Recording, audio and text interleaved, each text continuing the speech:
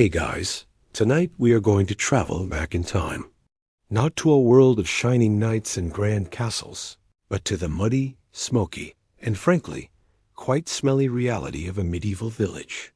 Picture it now, thatched roofs heavy with rain, the lowing of a cow somewhere nearby, and the distant, rhythmic clang of a blacksmith's hammer. This is your home now. And as you'll soon discover, in a world without science, without germs, without even the most basic understanding of how the human body works, you probably won't survive this. A simple paper cut in our world is an inconvenience. Here, it's a potential death sentence. So before you get comfortable, take a moment to like the video and subscribe, but only if you genuinely enjoy what I do here. Let me know in the comments where you're listening from and what time it is for you. I love seeing how this little community of ours spans the globe. Now, dim the lights. Maybe turn on a fan for that soft background hum. And let's ease into tonight's journey together. You wake up not to the chime of an alarm, but to a sliver of gray light slanting through a small, unglazed window. The air in your one-room wattle and daub house is thick with the smell of old straw, wood smoke, and the faint, ever-present odor of your family sleeping just a few feet away. There's no privacy here, no concept of personal space as we know it. You share this small, dim world with your parents, your siblings, and likely a few chickens that have wandered in to escape the morning chill. Your bed is a straw-stuffed mattress on the floor, and as you sit up, you can feel the damp cold seeping up from the packed earth beneath you. Outside, the village is slowly stirring. The first sounds you hear are the squelching footsteps of a neighbor heading to the well, a sound that tells you the overnight rain has turned the central path into a familiar river of mud and animal waste. This is your life.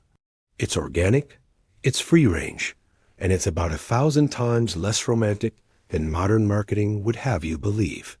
You pull on your simple woolen tunic, the same one you wore yesterday and the day before. Cleanliness is a luxury, and water has to be hauled by hand from the communal well, the same well that's probably situated a little too close to the communal privy for comfort. You don't think about germs because the concept doesn't exist. You don't worry about bacteria because they are centuries away from being discovered. Your world is governed by different forces, by the seasons, by the will of your feudal lord, and most importantly, by the will of God. Every strange occurrence, from a failed crop to a sudden fever, is an act of divine providence or demonic mischief. This lack of understanding is the foundation of medieval life and consequently of medieval medicine. Without a grasp of cause and effect, every remedy is just a guess, a prayer thrown into the void. As you step outside, the crisp morning air hits you, carrying a complex bouquet of scents. There's the comforting smell of baking bread from a communal oven, but it's mixed with the sharp tang of the tannery down the lane and the ever-present low-level aroma of manure. Life is lived publicly and closely. You see your neighbors, their faces already etched with the hardships of this existence. A historical fact that hangs over this village like a shroud is the average life expectancy. While skewed heavily by the staggering rates of infant mortality, a person who reached adulthood might only expect to live into their 30s or 40s. A long, healthy life was the exception, not the rule. Historians still argue whether the concept of childhood, as we know it, even existed, or if children, once they could walk and talk, were simply seen as miniature adults expected to contribute to the family's survival as soon as possible. There's no time for coddling when winter is just around the corner. And then you hear it, a cough. It's a wet, ragged sound coming from the hovel next to yours. It's your neighbor, a man you've known your whole life, and he's been coughing like that for a week. Your mother makes the sign of the cross as you pass his doorway. You feel a knot of quiet dread in your stomach, a feeling you've known many times before. In your world, a cough isn't just a cold. It could be anything what we would now call pneumonia, bronchitis, or tuberculosis. But to you, It's just the sickness. It's a mysterious affliction that can carry a person away in a matter of days. And there's nothing anyone can really do but wait and pray. You have no idea that the man's suffering is caused by microscopic organisms, or that his coughs are releasing them into the very air you're breathing. A fundamental mystery of illness is the source of all your future misery. Because when that sickness eventually finds its way to you, your journey into the terrifying and bizarre world of medieval medicine will begin. And it all starts with that simple, ominous sound. A cough. That cough from your neighbor's hut hangs in the air long after the sound has faded.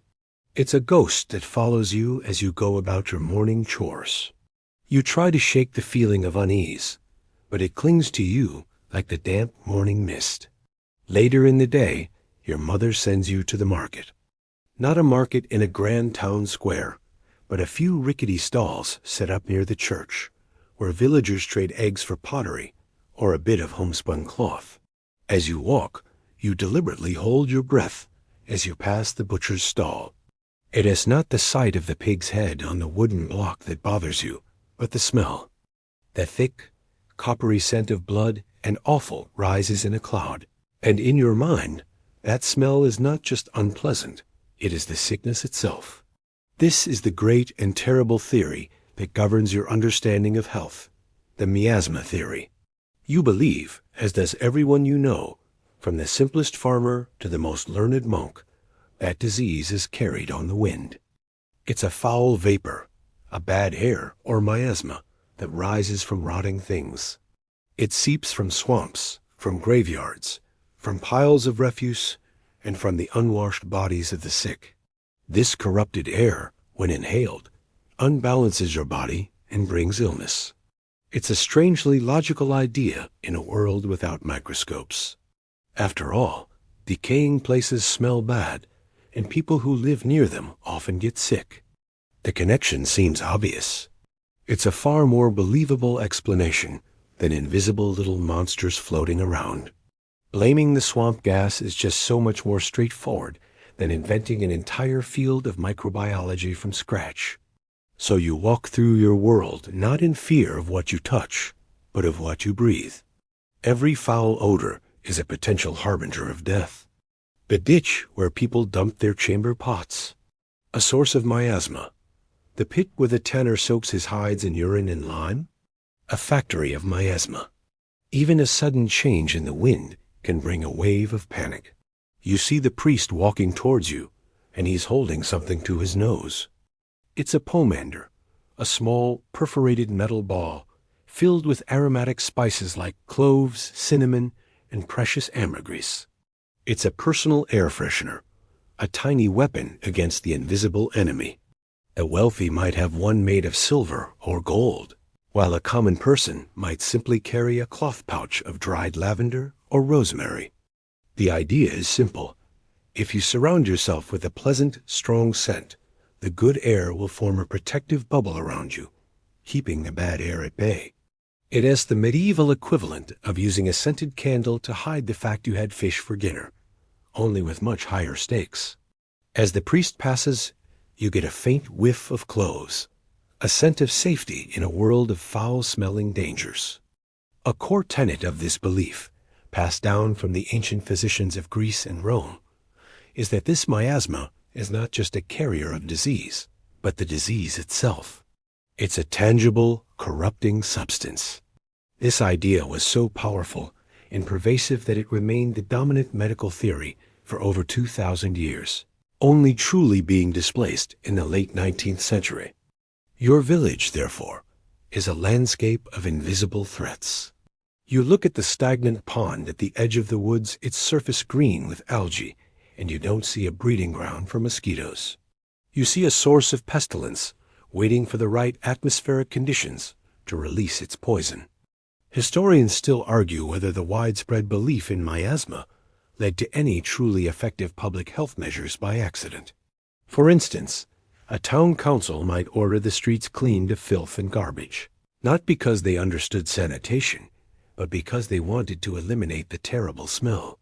In doing so, They would have inadvertently removed the actual sources of bacteria, proving you can sometimes be right for the entirely wrong reason. By the time you return home with a small hunk of cheese, you feel a bit off. A dull throb has started behind your eyes, and your throat feels scratchy.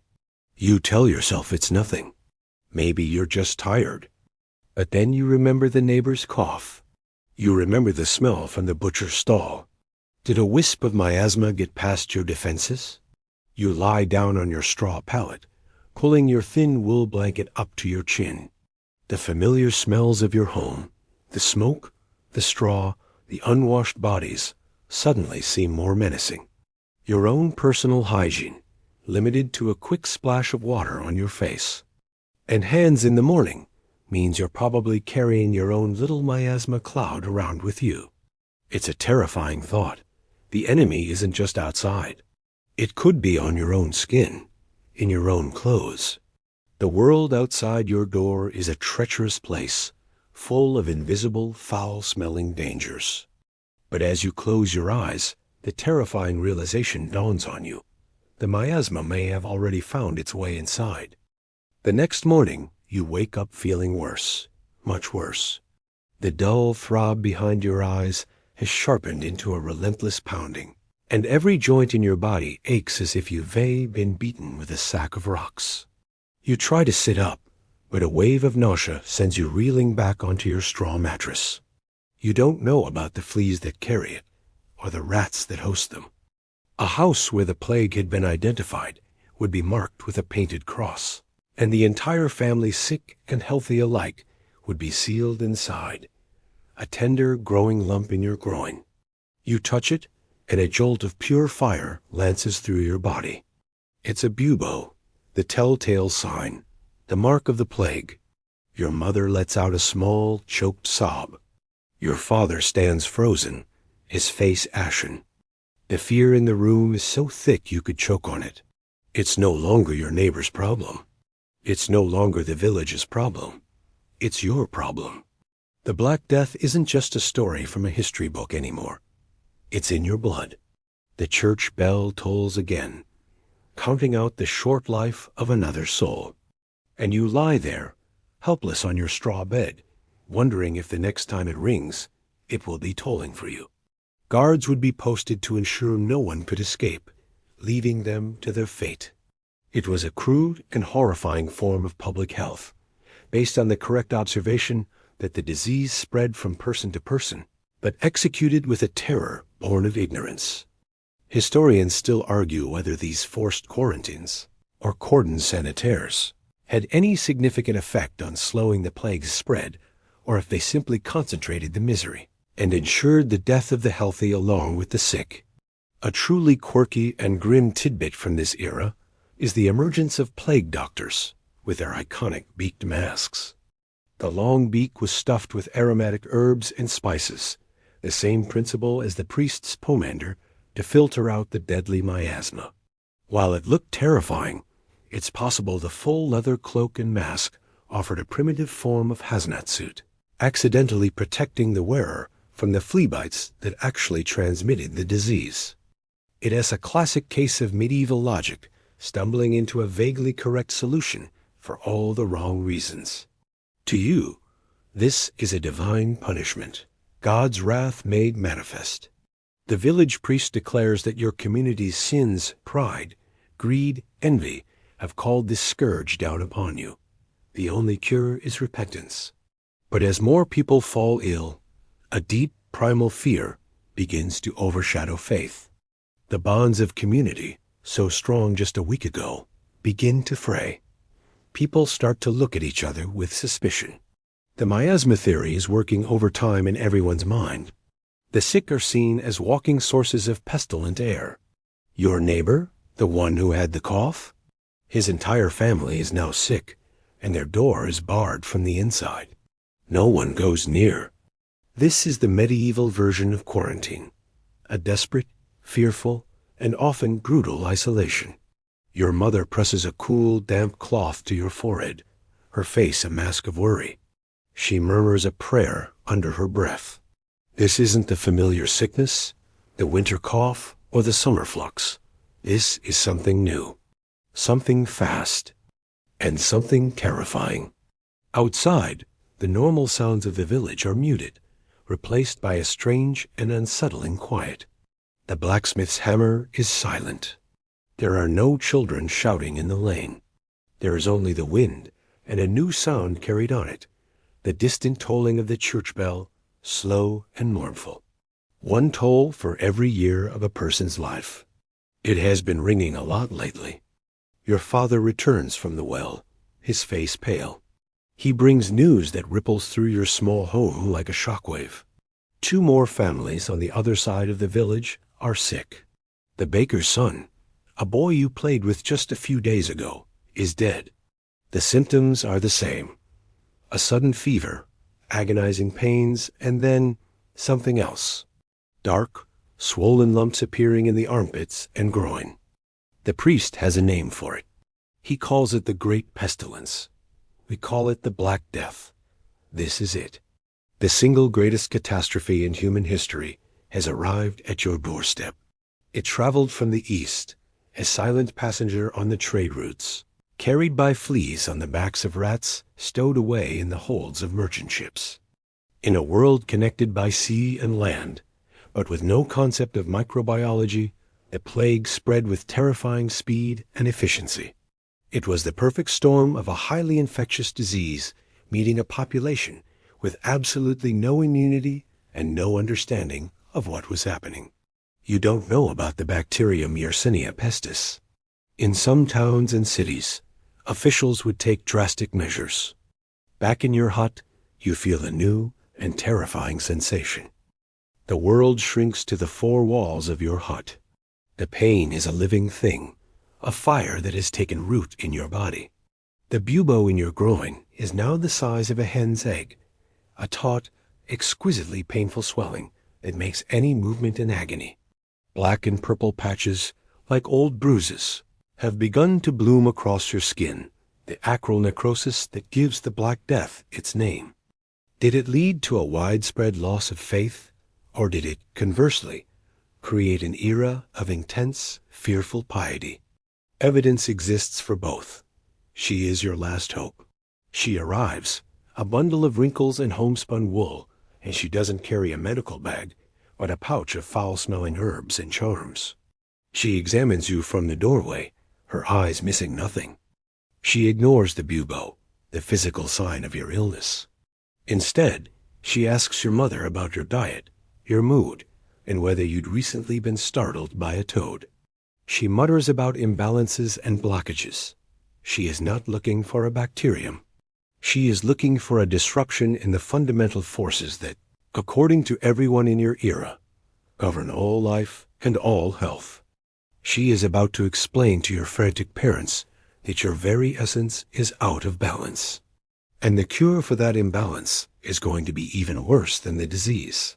On one hand, you have the flagellants, groups of people who would wander from town to town, whipping themselves publicly as a form of penance, believing their self-inflicted suffering would appease God's anger.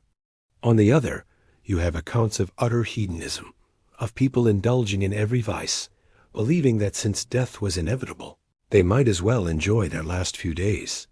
Your village seems to be a mix of both. You can hear the faint, desperate chanting of prayers from one house, and the sounds of drunken, hysterical laughter from another. This is your body's vascular system breaking down, blood pooling under the skin. It's a horrifying visual, a sign that the infection is rampant and your systems are failing. You are delirious, caught in a fever dream where the smoky rafters of your home twist into monstrous shapes. The line between reality and nightmare has completely dissolved. Your family, torn between the instinct to flee and the bonds of love, watches you with a mixture of terror and pity. They are terrified of the miasma they believe is pouring from your body with every breath and every bead of sweat. Your mother keeps a pot of herbs simmering over the fire, not for you to ingest, but to fumigate the room, a desperate attempt to combat the foul air of sickness with the good air of rosemary and thyme. It's a battle of smells, a fragrant war against an invisible enemy. She won't come too close. She pushes a wooden cup of water towards you with a long stick. The fear is stronger than her maternal instinct. And who could blame her?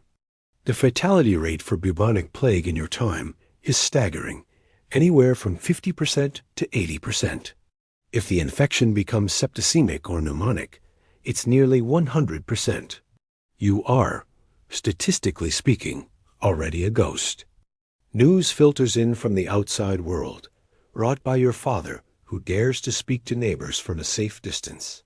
The village is falling apart. The fields lie untended. The baker is dead. The blacksmith is sick. The priest is overwhelmed. Society is collapsing under the weight of the pestilence. And in the vacuum left by order and reason, desperation and folk remedies rush in. People are trying anything and everything. A popular cure involves killing a snake, chopping it into pieces, and rubbing the bits on the buboes. Another suggests drinking a potion of vinegar and crushed emeralds, if you could afford it. One of the most widespread and bizarre remedies was the Vickery method, named after a famous surgeon. It involved taking a live, healthy chicken, plucking its backside bare, and strapping it to the victim's buboes. The theory was that the chicken, being a wholesome creature, would draw the pestilence out of the body through its rear end. The chicken would sicken and die, proving it had absorbed the poison, and then a new chicken would be applied until one finally survived, signaling that the patient was cured. It's hard to imagine a more surreal and distressing scene for a sick person to endure. Historians still argue about the true psychological impact of the Black Death. Your father, desperate, has sought the advice of the oldest woman in the village, a woman rumored to know the old ways. The old woman points a bony finger at you and announces her diagnosis, not in terms of infection or contagion, but of cosmic imbalance. His humors are corrupted, she declares, her voice raspy with authority. Your parents nod gravely. This is a language they understand. It's the language of medicine that has dominated Western thought for over 1,500 years, ever since the time of Hippocrates and Galen in ancient Greece and Rome. This isn't some fringe folk belief. It is the absolute, unquestioned foundation of all medical science in your time. The theory of the four humors is as central to your world as understanding of health as the theory of germs is to ours. And you, lying helpless on your straw pallet, are about to become a victim of this elegant, persuasive, and catastrophically wrong idea. The theory is deceptively simple. Your body, like the world itself, is believed to be made up of four essential fluids, or humors. Each humor corresponds to one of the four classical elements and possesses its own distinct qualities. First, there is blood, which is associated with air and is hot and moist. A person with a healthy amount of blood is sanguine, cheerful, optimistic, and sociable. Next is phlegm linked to water, which is cold and moist. An excess of phlegm makes one phlegmatic, calm, thoughtful, and perhaps a bit lazy. Then comes yellow bile, connected to fire, which is hot and dry. Too much yellow bile results in a choleric temperament, fiery, ambitious, and quick to anger. Finally, there is black bile, tied to earth, which is cold and dry. An overabundance of black bile leads to a melancholy nature, sad, introspective, and artistic. You can already see how this theory is so much more than medicine. It's a complete theory of personality. It's like the world's most dangerous horoscope. According to the old woman, a healthy person has all four of these humors in perfect balance. Illness, therefore, is never caused by an outside invader like a virus or bacterium. Instead, sickness is always an internal problem, a surplus or a deficiency of one or more of your humors. Your fever? Clearly an excess of a hot humor like blood or yellow bile. The dark, ugly bubo? That must be a concentration of corrupt black bile. Every single symptom you have is meticulously categorized and squeezed into this framework. A runny nose is too much phlegm. A reddish complexion points to too much blood. The treatment, then, is obvious and logical within this system. You must restore the balance. If you have too much of a particular humor, it must be removed. If you have too little, you must be given things that will generate more of it. This is where diet comes in. Foods, like the humors, were also classified as hot, cold, moist, or dry. Your fever, being hot and dry, must be counteracted with foods that are cold and moist. Your mother is instructed to feed you cucumbers, melon, and fish foods, thought to generate phlegm and cool the body. She is forbidden from giving you hot foods like red meat, pepper, or wine, as this would be like throwing fuel on a fire. This dietary approach, known as humoral dietetics, was incredibly complex. A mainstream historical fact is that learned physicians would consult astrological charts before prescribing a diet, believing that the positions of the planets could influence the humors in the body. A treatment that worked during a waxing moon might be harmful during a waning one. The old woman also talks about your environment. Your house, being dark and damp, is considered a cold and moist environment, which could be contributing to an excess of phlegm. She recommends that the shutters be thrown open to let in the hot and dry sunlight. Historians still argue whether this prescriptive lifestyle advice, rooted in humoral theory, provided any real health benefits. Encouraging a varied diet and a clean, airy living space might have been good advice, but it was given for entirely pseudoscientific reasons. A quirky, and rather disgusting, tidbit related to this is uroscopy, the detailed examination of a patient's urine. A physician would hold a special flask of urine up to the light, examining its color, clarity, and even its smell and taste, believing it offered a perfect window into the state of the patient's humors. A sweet-tasting urine, for example, would have been noted, though they had no idea it was a sign of what we now call diabetes. The old woman finishes her pronouncements. Your problem is a surplus of corrupt, hot blood mixed with putrid black bile. The dietary changes will help, but they are too slow. The pestilence is moving too fast. A more direct and immediate intervention is required to remove the excess humors from your body. She looks at your father and says the dreaded words, "He must be bled." This is the primary tool in the medieval medical arsenal, the go-to treatment for everything from a headache to the plague. The logic is inescapable. Too much bad fluid? Take it out. It is the beginning of the most dangerous and debilitating part of your cure. Your real fight for survival is just beginning, and it's not against the plague, but against the people trying to save you.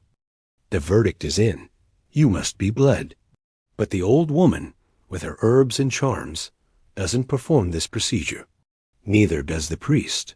For this, you need a specialist. Not a university-trained physician. Those were rare, expensive, and mostly served royalty and the high clergy. No, for the common folk, medical procedures fell to a much more accessible and familiar figure, the barber surgeon. Your father is dispatched to fetch him, and the very name tells you everything you need to know about the state of medieval medicine. He might wipe the lancet on a grubby cloth, but that's the extent of his preparation.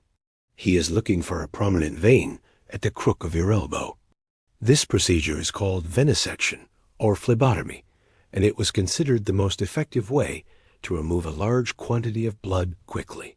The amount of blood to be removed was not arbitrary. It was determined by a complex set of rules based on the patient's age, complexion, the season, the phase of the moon, and the specific illness. A quirky tidbit is the existence of bloodletting calendars, intricate charts that advised which vein to cut for which ailment at which time of year. For a headache, you might bleed a vein in the forehead. For leg pain, a vein in the foot. Historians still argue whether the barber surgeons, who were often illiterate, actually followed these complex charts or just relied on tradition and gut feeling. It's likely the latter. They were craftsmen, not scholars. He is not being negligent. He is simply operating within the knowledge of his time. He simply holds your arm tight, poises the lancet, and with a quick, practiced movement, he slices. The cut is sharp and deep. Your blood, dark and sluggish from your fever and dehydration, begins to well up and trickle down your arm, dripping onto the dirt floor. Your mother catches it in a small pottery bowl. The barber surgeon watches the flow with a critical eye, like a vintner sampling a new wine. He is not just removing blood. He is removing the very essence of the pestilence. In his mind, he is performing a life-saving intervention. But you, already weakened by disease and fever, can feel your strength leaving you with every drop. The world begins to spin, the edges of your vision turning dark. You are being cured by being pushed closer to death. To him, the danger is the bad humor inside you, not some invisible filth on his hands or his tools. In fact, a popular belief, known as laudable pus, held that the formation of thick, creamy pus in a wound was a good sign, a sign that the body was successfully expelling its corrupt humors. A surgeon would be pleased to see a wound become infected, interpreting it as a step towards healing. It's a mindset so alien to our own that it's hard to comprehend. The man who cuts your hair and shaves your beard is the same man who will pull your teeth, set your broken bones, and now open your veins. Surgery was not considered a noble art. It was a manual trade, a craft, and barbers, with their sharp razors and steady hands, were deemed perfectly suited for the task. You lie in a feverish haze, hearing the murmur of conversation at the door. The barber surgeon arrives. He doesn't carry a medical bag, but a roll of leather pouches containing his tools. The red represents the blood, and the white represents the bandages. The pole itself symbolizes the staff that a patient would grip to make their veins bulge and easier to cut. It was, quite literally, an advertisement for bloodletting.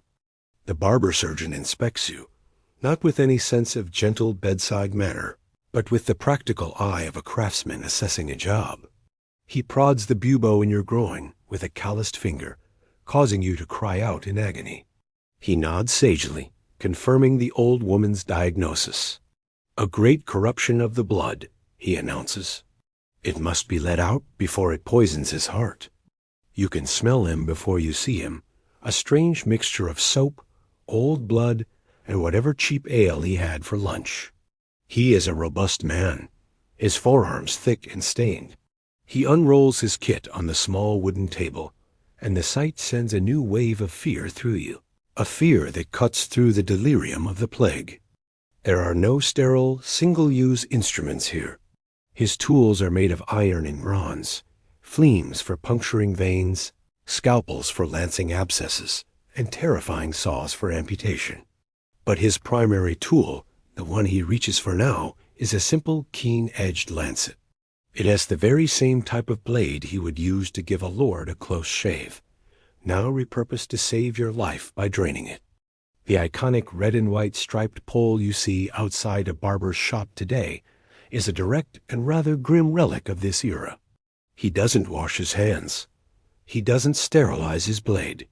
The concept of antiseptic procedure is centuries away. He grabs your arm, his grip like iron. He finds the vein. He doesn't swab the area with alcohol. The room tilts and sways as the warm trickle of your own lifeblood flows out of your arm. The barber surgeon watches the bowl fill, his expression one of intense concentration. Your heart, already struggling to fight the plague, now has to work even harder, pumping faster to compensate for the sudden loss of volume. You feel cold, despite the fever. Your breathing becomes shallow. This is hypovolemic shock, the body's natural response to rapid fluid loss. But to the barber surgeon and your terrified family, your growing weakness is interpreted as a sign that the bad blood is leaving, taking the heat of the fever with it. They see your pale face and shivering as progress. Finally, after what feels like an eternity, the barber surgeon decides enough blood has been taken. He pinches the wound shut and applies a simple bandage of linen cloth, likely torn from an old shirt. The bowl on the floor contains a sickening amount of your blood. He examines it, swirling it around, looking at its color and consistency for clues about your humoral state.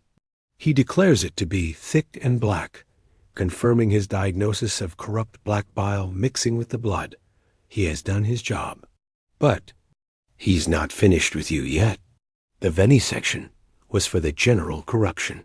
For the localized problem, the painful bubo in your groin, he has another treatment in mind, one that is somehow even more visceral and unsettling. He reaches into a different pouch, this one damp and wriggling, and pulls out his other primary medical tool, leeches. These slimy, segmented annelids were the height of medical technology for centuries. They were, in essence, a more targeted and gentle form of bloodletting. The belief was that leeches could be applied directly to an afflicted area to draw out the specific pocket of bad humors causing the problem. They were, in effect, tiny, living syringes designed for extraction. Keeping and breeding leeches was a significant business. Monasteries often had special ponds for cultivating them, and leech collectors would wade into bogs and marshes, letting the creatures attached to their own legs to be harvested. It was a miserable job for a miserable, but essential, commodity. For you, this is just another layer of horror. The barber surgeon takes 3 wriggling black leeches and places them directly onto the swollen, purplish skin of the bubo. You flinch, but you're too weak to resist. You feel the tiny, sharp bites as they attach themselves, a sensation like 100 tiny needles piercing your skin. It's a violation that feels ancient and primal. Leeches are remarkably efficient. Their saliva contains a cocktail of powerful biochemicals, including an anesthetic to numb the bite, and most importantly, an anticoagulant called hirudin to keep the blood flowing freely. They had no idea about the chemistry, of course. They just knew that leeches worked, staying attached and drawing blood for hours if left undisturbed. The mainstream historical fact is that this use of leeches was not some fringe folk medicine. It was prescribed by the most elite, university-trained physicians in Europe and the Islamic world, backed by the full authority of Galenic texts. As the leeches begin to feed, their bodies swelling and bloating with your blood, the barber surgeon packs up the rest of his tools. He gives your father instructions. Leave the leeches on until they fall off on their own. Then cover the bites with a dressing of cobwebs and dung to help them clot. Yes, animal dung, often from a pig or a goat, was a common ingredient in wound dressings, believed to have powerful drawing properties. We now know it's a veritable soup of bacteria like Clostridium tetani, the cause of tetanus. In trying to cure your plague, they are likely giving you a whole new, equally fatal infection. A truly quirky tidbit is that some medical texts advised starving the leeches for a day before application to make them more eager to bite. The thought of someone deliberately making these creatures hungrier before applying them to a sick person is a special kind of medieval nightmare. Why was bloodletting so popular when it so clearly weakened and often killed the patient? The scientific explanation is simple. By draining a significant volume of blood, you lower the patient's blood pressure. This can temporarily reduce fever and calm a delirious patient, making them seem more peaceful. They aren't getting better. They are entering shock. But in an age without thermometers or blood pressure cuffs, this visible change was interpreted as a positive sign. The treatment appeared to work right up until the moment the patient died. Historians still argue whether any physician in the medieval period ever recognized the harm of bloodletting. There are a few scattered accounts of doctors advising against it in very specific cases, but these were lone voices crying in a wilderness of institutionalized medical malpractice. For you, the debate is academic. You lie there, weakened by plague, weakened by the lancet, and now serving as a meal for 3. Hungry leeches being pushed ever closer to the edge by the very treatment meant to save you. Hours pass. The leeches, now fat and engorged, drop off one by one, leaving behind a trio of small, steadily bleeding wounds on your already agonizing bubo. Your mother, following the barber surgeon's instructions, dutifully plasters the bites. With a poultice of cobwebs and something that smells suspiciously like the pigsty. The world is a blurry, painful mess. The brief, shock-induced calm that followed the bloodletting has worn off, replaced by a deeper, more profound weakness. The plague is still raging within you, and now your body, deprived of a significant portion of its blood, has fewer resources to fight it. You are slipping away, and everyone can see it. The cures have failed Dot at this point. Your family turns to the final and most powerful authority in their lives, God. In the medieval mind, medicine and religion were not separate fields. They were deeply and inextricably intertwined. Every illness had a spiritual dimension. It was either a punishment for sin, a test of faith from God, or a direct assault by a demon. Therefore, the most potent medicine was not found in an apothecary's pouch or a surgeon's kit, but in prayer, penance, and pilgrimage. The failure of the physical cures is not seen as a failure of science, because what they were doing wasn't science, but as a sign that your affliction is beyond the help of mortal hands. It is a matter for your soul. The village priest is summoned. He arrives, not with a pomander this time, but with a flask of holy water and the tools of his own trade, his prayer book and a wooden cross. He smells of old incense and wax. He stands over your straw pallet, his face grim. He doesn't see a patient suffering from a bacterial infection. He sees a soul in peril. His primary goal is not to save your body, but to save your soul from eternal damnation should the worst come to pass. He performs the rites of last rites, anointing your head with holy oil and hearing your garbled, fever-induced confession. The Latin prayers fill the small hut, a sound that is meant to be comforting but feels like a final verdict. Your family weeps quietly in the corner. This is the acceptance of impending death. This fusion of faith and healing was absolute. A mainstream historical fact is that many hospitals in the Middle Ages were founded and run by monastic orders.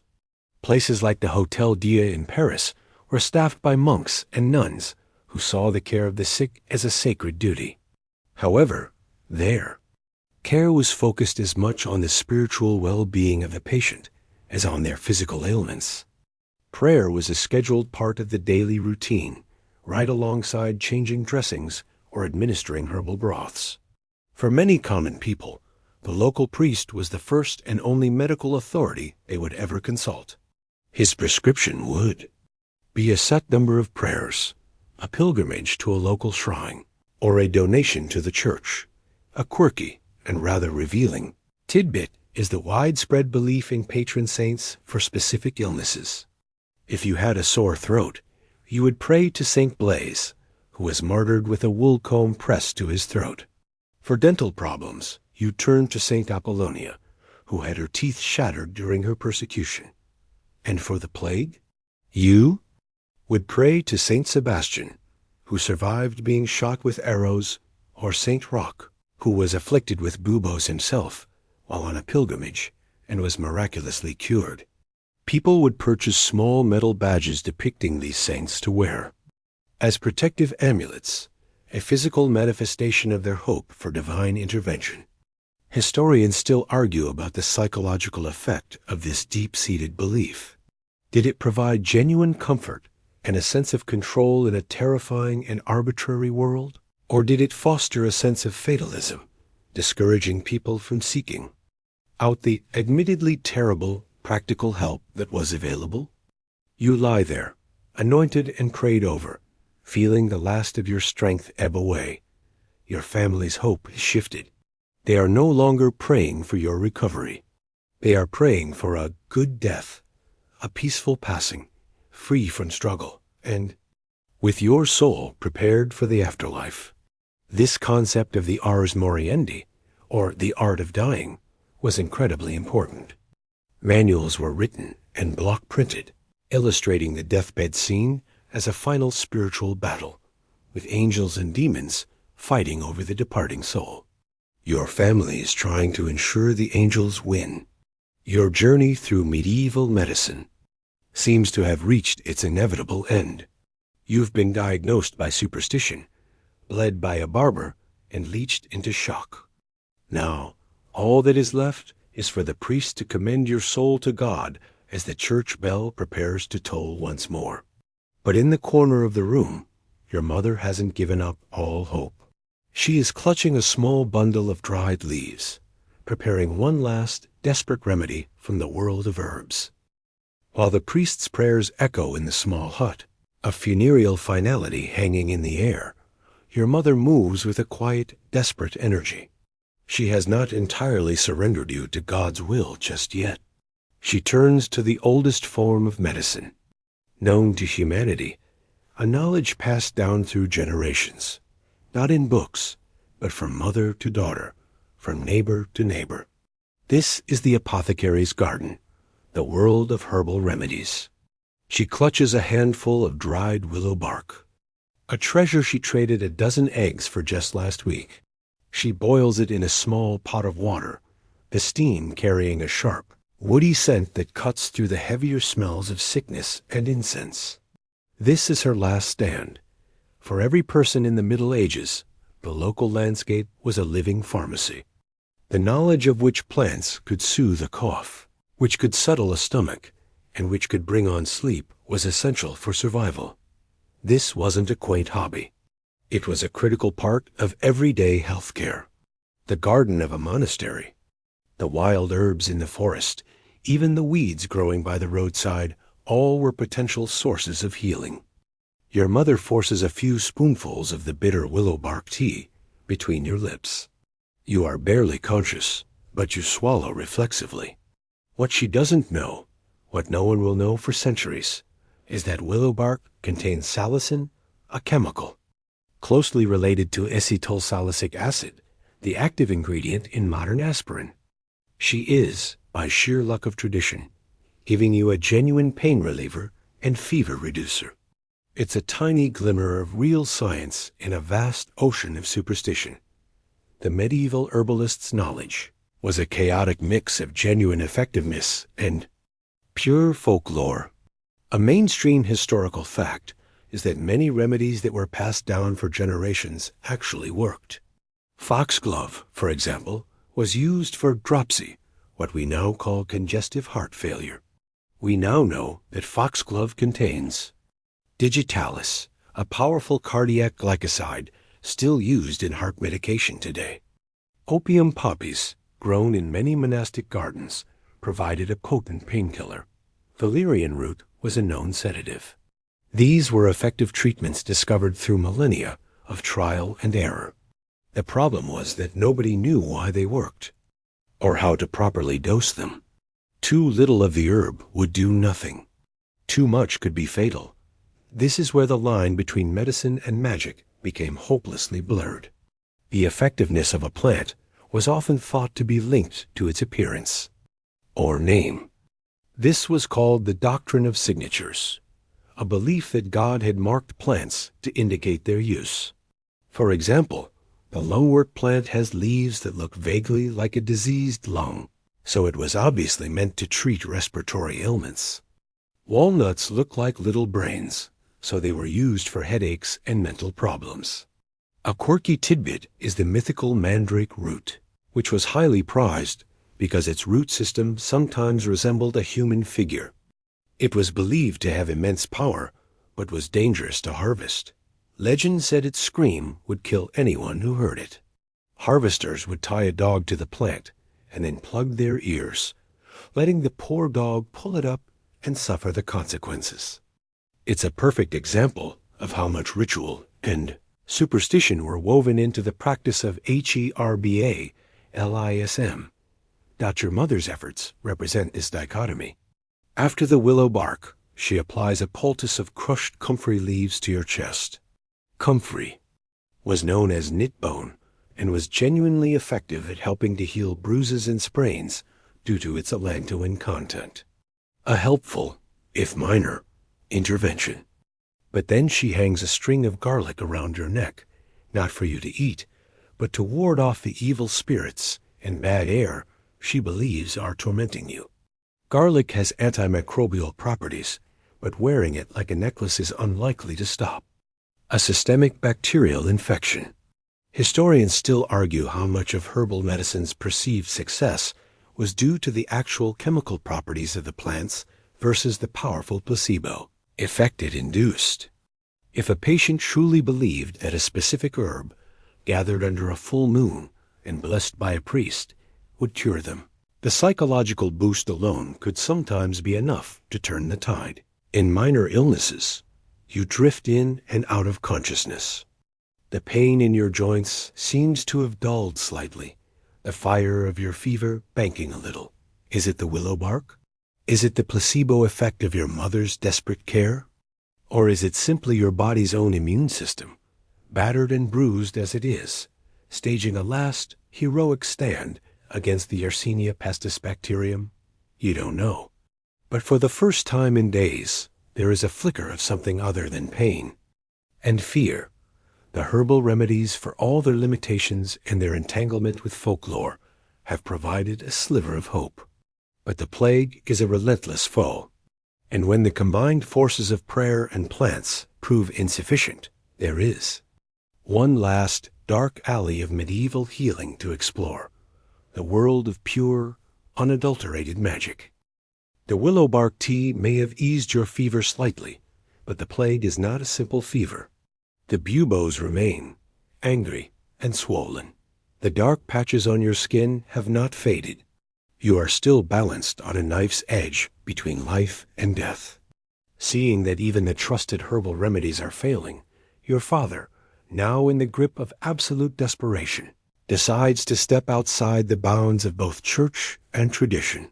He seeks out a type of healer who operates in the shadows, a figure, viewed with a mixture of fear and hope, the charlatan, the purveyor of magical cures.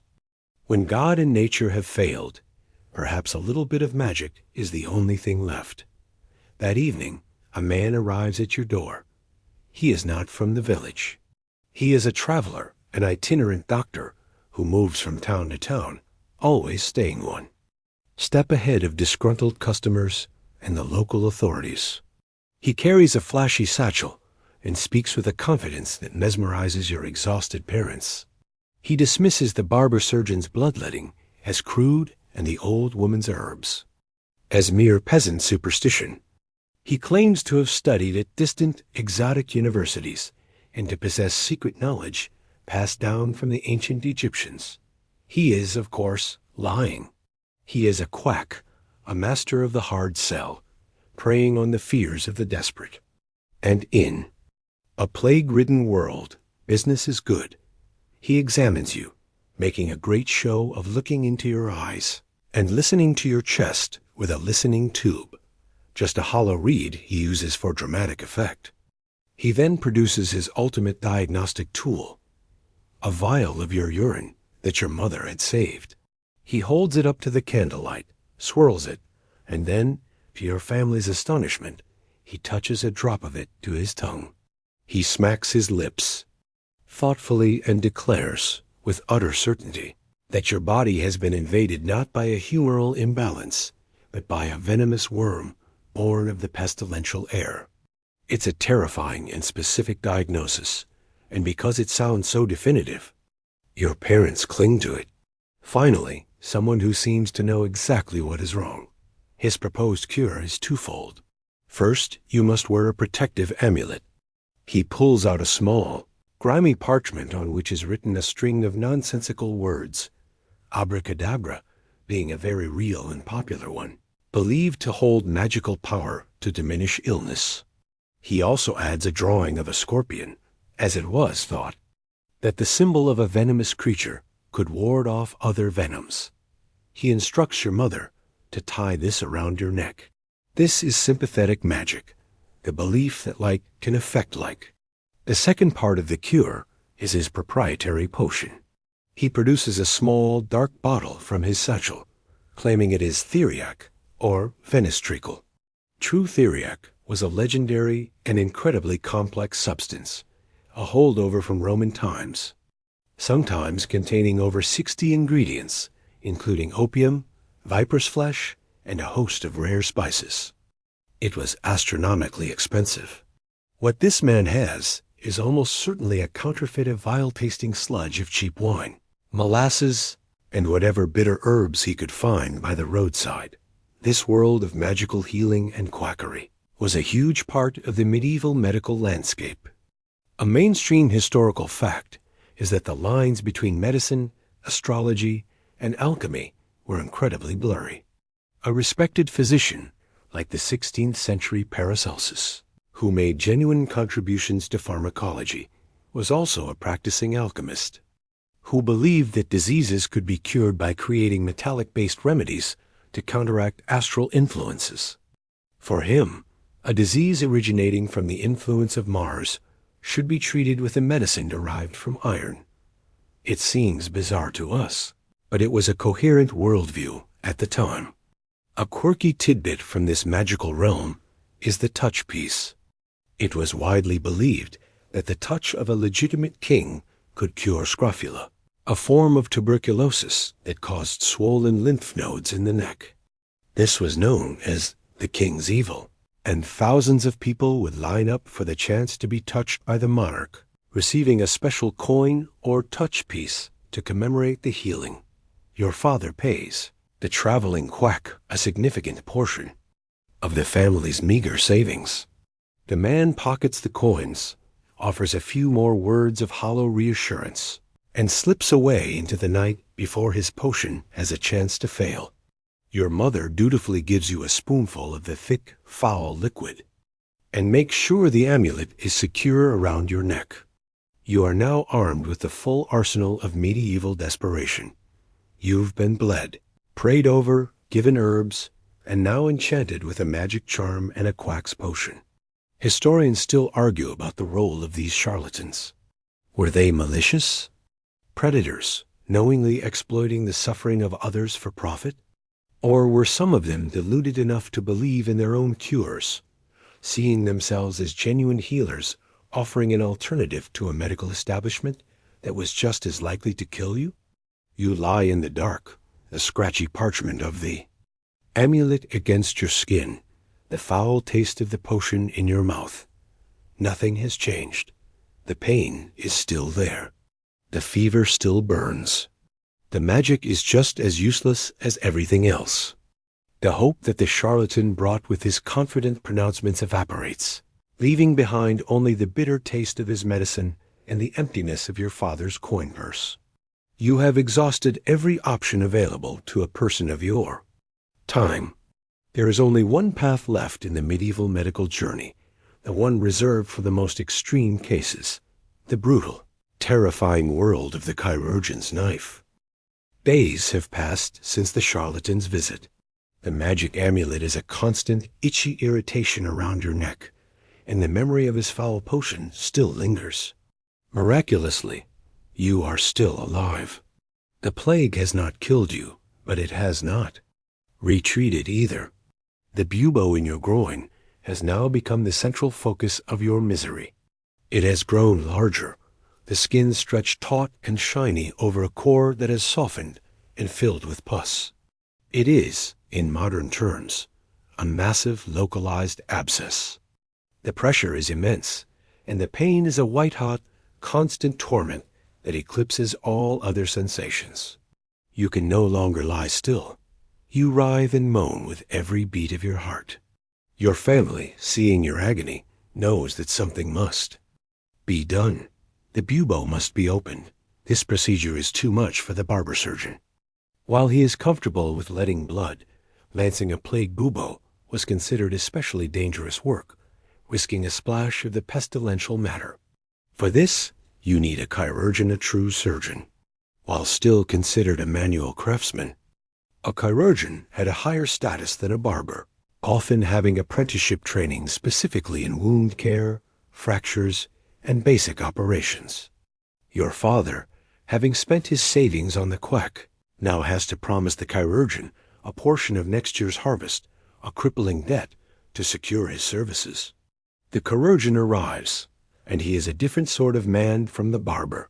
He is older, more grim, and carries a more extensive and intimidating roll of tools. His hands are not just stained. They are scarred. There is no anesthesia. Let that sink in. There is no ether, no morphine, no local anesthetic. The concept of rendering a patient unconscious for a procedure is a fantasy. The best they can offer is a leather strap for you to bite down on and the strong arms of your father and a neighbor to hold you down. Alcohol, in the form of strong wine or distilled spirits, might be given, but more to bolster the patient's courage than to dull the pain. Often, it just made the patient more agitated. You are about to experience the full, unmitigated horror of medieval surgery. Conscious, terrified, and in excruciating pain, the chirurgeon inspects the bubo with a practiced, detached air. He nods. It is ripe, he declares. The pus must be let out.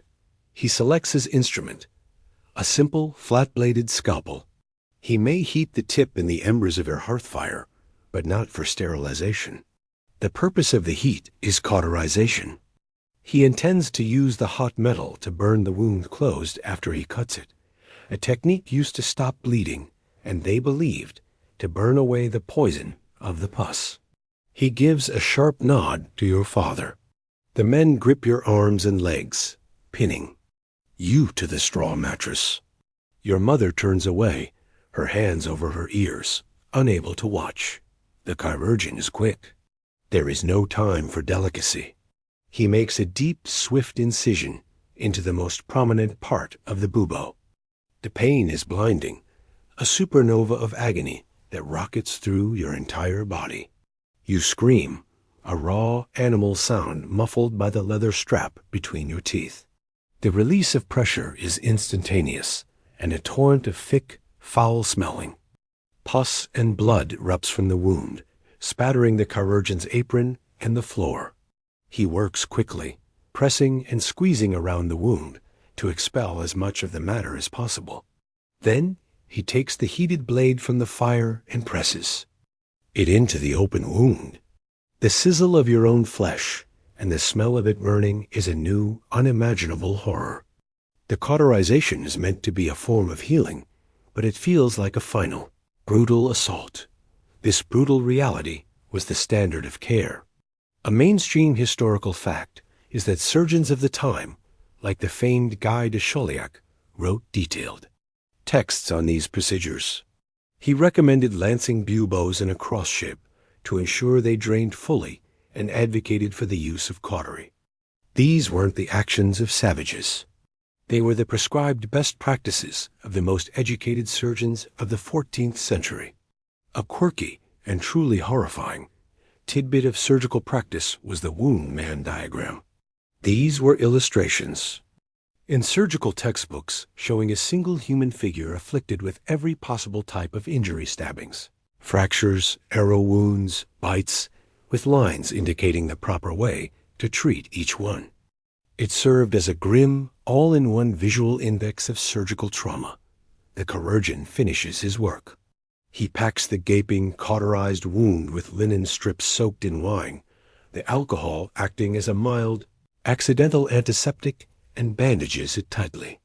He gives your father curt instructions on how to keep it clean, collects his promise of payment, and leaves. You are left behind, trembling and soaked in a cold sweat, every nerve in your body screaming. The pressure from the bubo is gone, but it has been replaced by the searing pain of the burn. Historians still argue whether this kind of aggressive surgical intervention for plague buboes actually improved survival rates. Draining a large abscess can relieve pressure and remove a significant bacterial load, potentially helping the patient. However, the immense shock, pain, and high risk of secondary infection from the unhygienic procedure could just as easily kill a patient who might have otherwise survived. You are the subject of that grim experiment. You have survived the surgery. Now you just have to survive the recovery. In the aftermath of the chirurgeon's brutal intervention, you drift in a sea of pain. The world is a low, throbbing hum, punctuated by the sharp, burning agony from your groin. Yet, as the days turn into a week, a startling realization dawns. On your family, and slowly, on you, you are not dead. The fever, which had raged for so long, finally breaks. One morning, you wake up not to a world of delirious nightmares, but to the familiar sight of the thatched roof above you, your mind clear for the first time in what feels like a lifetime. The relentless plague, having been fought off by your own immune system, perhaps aided by the draining of a massive abscess, has finally released its grip. You have survived. You are one of the vanishingly few, the lucky ones who stared into the face of the Black Death and somehow, inexplicably, lived. But your medical journey is far from over. The ordeal has left its marks all over your life and body, and new challenges arise that require different kinds of specialists. The gaping, cauterized wound from the chirurgeon needs constant care, a task that falls to your mother. But another problem has emerged. During the height of your fever and delirium, you clenched, your jaw so hard for so long that you fractured a molar. Now, a dull, persistent ache in your jaw signals a new source of misery, a tooth infection. This is not a job for a chirurgeon. This is a job for the tooth drawer. Often the very same person as the local barber surgeon, or sometimes a specialist. Who traveled from market to market, the tooth drawer was the medieval dentist. And his approach to dentistry was as direct and brutal as you might expect. His tools were not precision drills and polished mirrors, but heavy iron forceps, pelicans, and elevators tools designed for leverage and brute force. His stage was often the public market square, where he would pull teeth for an audience, sometimes with a drummer to drown out the patient's cries. There was no anesthetic, no x-rays to diagnose the problem. The solution to any toothache was always the same: extraction. You sit on a low stool, your head tilted back as the tooth drawer pries your mouth open. He identifies the offending molar and, without ceremony, clamps his heavy forceps onto it. With a foot braced against your chest for leverage, he begins to rock and pull. The sound of the root cracking and ligaments tearing is sickening. It's a battle of strength, not of skill.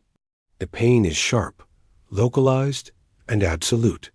With a final, violent yank, the tooth comes free, along with a chunk of your jawbone. He shows you the bloody prize, then moves on to the next customer. While you are recovering from this ordeal, your older sister goes into labor. Childbirth in any era is a perilous event, but in the Middle Ages, it was a trial by fire for both mother and child. A mainstream historical fact is that childbirth was almost exclusively the domain of women. Male physicians and chirurgeons were forbidden from attending a birth unless a dire emergency required surgery. The primary caregiver was the midwife, a local woman with practical experience but no formal training. Her knowledge was a mix of tradition, herbalism, and superstition. She would encourage the laboring mother with prayers, massage her with oils, and offer herbal concoctions to ease the pain or speed the delivery. The midwife's role was crucial, but her tools were limited. If the birth was straightforward, her experience was invaluable. But if complications arose at breech birth, a baby that was too large, the situation could quickly become desperate. The rates of maternal and infant mortality were tragically high. A quirky and rather grim tidbit is the birthing stool or birthing chair, a special chair with a U-shaped opening in the seat that allowed the mother to remain upright, using gravity to help with the delivery. While seemingly sensible, these were often shared by all the women in a village and were never cleaned, creating a potential vector for infection. Historians still argue about the true status of midwives in medieval society. Were they respected and vital members of the community, or were they often viewed with suspicion, liable to be accused of witchcraft if a birth went wrong? The answer is likely both, depending on the time and place. Your sister's labor is long and difficult. The midwife's face grows tense. The baby is not positioned correctly. For hours, she tries to manually turn the infant, her efforts causing your sister immense pain. The room is filled with the sounds of her struggle and the midwife's urgent prayers. This is the moment where countless lives were lost. Without the ability to perform a cesarean section safely, a procedure that was almost always fatal to the mother, the options were grim. In the worst cases, a chirurgeon might be called in to perform an embryotomy, a horrific procedure to dismember the fetus in the womb to save the mother's life. Thankfully, for your sister, it does not come to that. After a final exhausting effort, the baby is born, alive and wailing. Your family, already scarred by your brush with death, celebrates this new life with a weary, profound relief. You have faced the plague, the surgeon's knife, and the tooth drawer's forceps. Your family has navigated the perils of childbirth. You are all survivors of the brutal lottery of medieval healthcare. Years pass. The raw memories of the great pestilence fade, replaced by the rhythms of survival and the scars it left on your community and your own body. The village is emptier now, the fields tended by fewer hands. You walk with a slight limp, a permanent reminder of the chirurgeon's handwork on your groin. The gap in your teeth is a constant, dull ache. You are a living testament to the brutal efficacy and profound ignorance of medieval medicine. But as you grow from a boy into a man, whispers of change begin to drift in from the wider world, like the scent of a distant rain. The world is on the cusp of a great awakening, a period we now call the Renaissance, and this intellectual ferment is beginning to challenge the very foundations of the medical world you knew. The biggest obstacle to medical progress for the last 1,000 years has been one profound, culturally enforced taboo, the prohibition against dissecting the human body. The Church, with its emphasis on the sanctity of the body and the resurrection of the flesh, forbade the practice. How could a body be resurrected on Judgment Day if it had been cut to pieces by a physician? This belief, combined with a deep-seated cultural revulsion, meant that doctors had almost no real knowledge of human anatomy. Their understanding of the body's interior was based almost entirely on the writings of the ancient Roman physician Galen, who himself had been forbidden from dissecting humans. Galen's anatomical knowledge was based on his dissections of apes, pigs, and other animals. For centuries, physicians believed that the human liver had 5 lobes, like a pig's, and that the jawbone was 2 separate pieces, like an ape's, because that is what the infallible Galen had written. But now, in the universities of Italy, a slow and courageous revolution is beginning. A few daring professors and artists are starting to defy the old taboos. They are beginning to look inside the human body for themselves. You hear a story from a traveling merchant about a man named Mondino di Luzzi in Bologna who, in the early 14th century, performed a public dissection for his students, a landmark event. A mainstream historical fact is that these early dissections were not research-oriented in our sense. The professor would sit on a high chair, reading directly from a Galenic text, while a lowly barber surgeon performed the actual cutting. The goal was not to discover anything new, but to demonstrate the truth of Galen's writings on a real body. This created a fascinating conflict. What happened when the body on the table didn't match the ancient text? For a long time, the conclusion was that the body must be wrong. The corpse was seen as a degenerate, imperfect specimen, while Galen's text remained the infallible ideal. But gradually, the sheer weight of physical evidence began to chip away at the old dogmas. A quirky and illustrative tidbit is the story of Andreas Vesalius, the true father of modern anatomy, who in the 16th century would conduct his own dissections. He famously demonstrated to a stunned audience of professors that the human jawbone is, in fact, a single bone, directly contradicting Galen. It was a revolutionary act, trusting the evidence of one's own eyes over the authority of a 1,300-year-old text. It was the birth of empirical science in medicine. This newfound anatomical knowledge began to spread, thanks in part to the incredible work of Renaissance artists. Geniuses like Leonardo da Vinci and Michelangelo were obsessed with understanding the human form to make their art more realistic. They obtained corpses, often secretly and illegally, and performed their own meticulous dissections, producing anatomical drawings of breathtaking beauty and accuracy. Leonardo's drawings of the heart, the muscles, and the skeletal system were centuries ahead of their time, revealing a level of detail that medical science was only just beginning to grasp. Historians still argue about the exact relationship between the artists and the medical schools. Did the artist's need for anatomical accuracy drive the scientific inquiry, or did the burgeoning scientific interest in anatomy provide new opportunities and knowledge for the artists?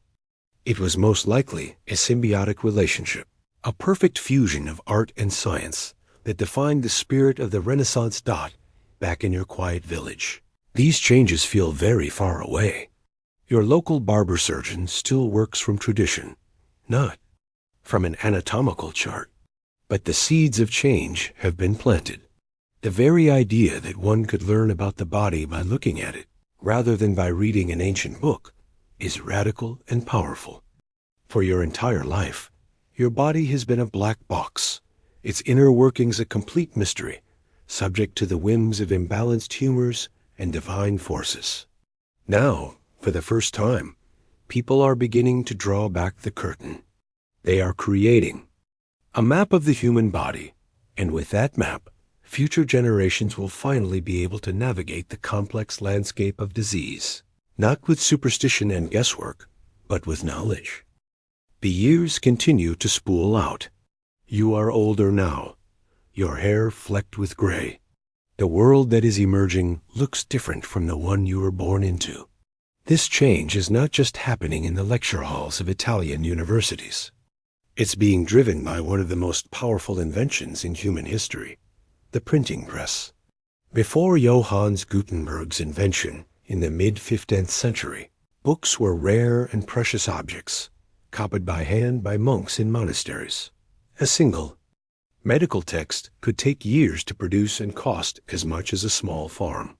Knowledge was siloed, controlled by the church and the universities, and it changed at a glacial pace.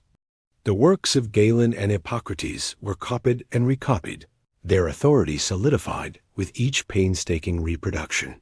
But now, with the printing press, ideas can be reproduced quickly, cheaply, and in vast numbers. The anatomical drawings of Vesalius, which would have once been seen by only a handful of his students, can now be printed and distributed all across Europe. For the first time, a barber surgeon in a provincial town in England could, in theory, see the same detailed anatomical charts as a professor in Padua. Knowledge is being democratized, and this flow of information is fanning the embers of the medical renaissance into a flame. It's a slow-motion revolution, and it's happening on paper dot. This new technology allows dissenting voices to be heard like never before. One of the loudest and most controversial of these voices belongs to a Swiss physician, an alchemist, who called himself Paracelsus. He was a medical rebel, a man who publicly burned the books of Galen and Avicenna to show his contempt for the old authorities. You hear his name spoken in hushed tones by a traveling scholar passing through your town. Paracelsus rejected the entire theory of the four humors, calling it ancient nonsense. He believed that illness was caused by external agents that attacked the body. He called them poisons and argued they could be fought with other poisons, that is, with carefully dosed chemicals and minerals. This was the birth of pharmacology, the idea that specific chemical compounds could be used to treat specific diseases. Paracelsus is famous for the phrase, "The dose makes the poison." It was a revolutionary concept. He proposed using compounds of mercury, sulfur, and antimony as medicines. To the establishment, this was madness. They were literally giving patients poisons. But Paracelsus argued that in the right, tiny dose, a poison could become a cure. A mainstream historical fact is that his mercury-based treatments for syphilis, while incredibly toxic and dangerous, were actually one of the first effective treatments for the disease, and they remained in use for centuries until the discovery of penicillin. He was playing with chemical fire, but he was on the right track. Disease required a specific antagonist, not a general rebalancing of the whole body. This new wave of printed knowledge brought with it a host of new ideas, not all of them good. The printing press was just as effective at spreading misinformation as it was at spreading truth. A quirky tidbit from this era is the proliferation of printed almanacs and calendars that contained a mixture of useful information-tied tables, astronomical charts, and a huge amount of medical astrology.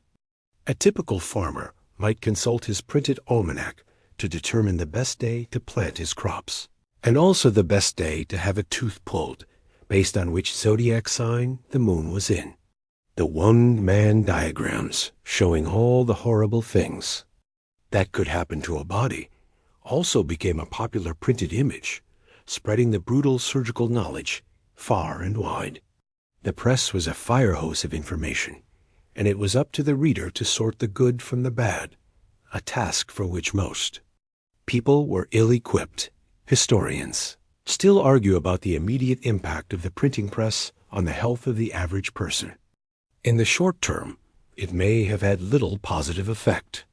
A literate farmer might now have access to a cheap herbal guide, but that same guide might contain dangerous folklore right next to useful remedies. A barber surgeon might see Vesalius's anatomical charts, but without the training to understand their implications, he would likely continue to bleed and purge as he always had. The real impact was long-term. The printing press created a shared international body of knowledge that could be debated, corrected, and built upon. It broke the monopoly of the old authorities and allowed new, challenging ideas like those of Paracelsus to take root. It ensured that the discoveries of one generation would not be lost to the next. You, standing in your village, will likely never read one of these new printed books, but the world around you is being irrevocably shaped by them. The old certainties are crumbling.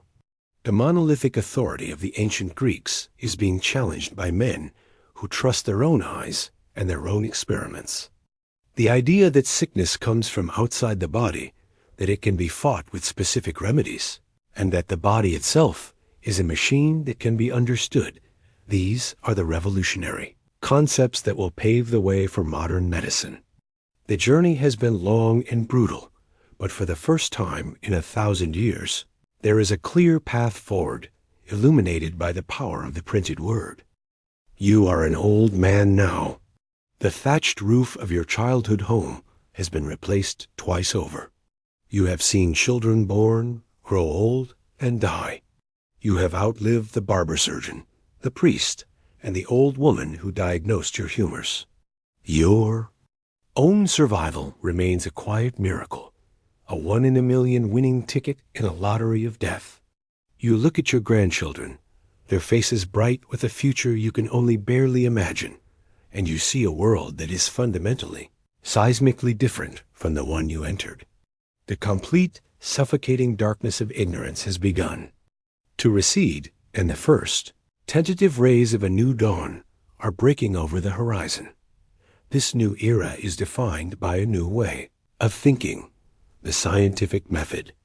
It's a simple but profound idea that knowledge should be based not on ancient authority, sacred texts, or abstract reasoning, but on observation, experimentation, and evidence. It's the spirit of Vesalius trusting his own eyes over Galen's. Text. It's the spirit of Paracelsus experimenting with chemicals, however crudely. This shift from dogma to data is the single most important development in the history of medicine, and it is the foundation upon which our entire modern world of healthcare is built. You hear stories of men, like William Harvey in England, who, inspired by the new anatomical knowledge, demonstrated that blood circulates through the body, pumped by the heart. This directly contradicted Galen's theory that blood was constantly produced by the liver and consumed by the body. Harvey's work, based on meticulous experiments on live animals, was a masterpiece of the new scientific method. A mainstream historical fact is that his discovery was initially met with fierce resistance. The medical establishment, steeped in centuries of Galenic tradition, ridiculed him. It took decades for his revolutionary idea to be accepted, a testament to how deeply entrenched the old ways were. It's one thing to prove something. It's another thing entirely to change people's minds. Another, even more transformative. Discovery was made by a Dutch draper named Antony van Leeuwenhoek. He was not a doctor or a scholar, but a curious hobbyist who ground his own lenses, creating powerful, single-lens microscopes far superior to anything that existed at the time. A quirky and wonderful tidbit is that he wasn't looking for the cause of disease. He was just insatiably curious about the world. He looked at everything: pond water, the plaque from his own teeth, a drop of pepper-infused water. And in that hidden world, he saw, for the first time in human history, what he called animalcules, tiny, wriggling, living creatures. We know them as bacteria and protozoa. He had no idea of their significance. He couldn't connect them to illness. But he had opened a door into a new universe, the microscopic world, and in doing so, had unwittingly found the true culprit behind the plagues and sicknesses that had tormented humanity for millennia. Historians still argue when the birth of modern medicine truly occurred. Was it with Vesalius and the rise of anatomy? Was it with Harvey and the understanding of physiology? Or was it not until the 19th century, with the work of Pasteur and Koch, who finally formulated the germ theory of disease, proving that Leeuwenhoek's little animalcules were the cause of so much human suffering? There is no single answer. It wasn't a birthday. It was a long, slow, and painful dawn, stretching over centuries. Each discovery was another candle lit in the darkness, gradually, illuminating the path forward. You won't live to see that full dawn. You won't know about vaccines, antibiotics, or sterile surgery. The names Pasteur, Lister, and Fleming will mean nothing to you. But as you sit in the evening sun, you can feel the change in the very air. The fear is different now. It's less mystical, less absolute. The idea that one can do something about illness, that it is a puzzle to be solved, rather than a punishment to be endured, has taken root. The journey from your near-death experience with the plague to your grandchildren's world has been a brutal one. You were subjected to cures that were more dangerous than the disease itself, your body a battlefield for the clashing forces of superstition, religion, and flawed reasoning. Your story is a sobering reminder of how fragile life is without the shield of scientific knowledge. It is a testament to how far we have come, and a warning of the darkness that awaits when we forget the value of evidence, reason, and the relentless, courageous pursuit of the truth.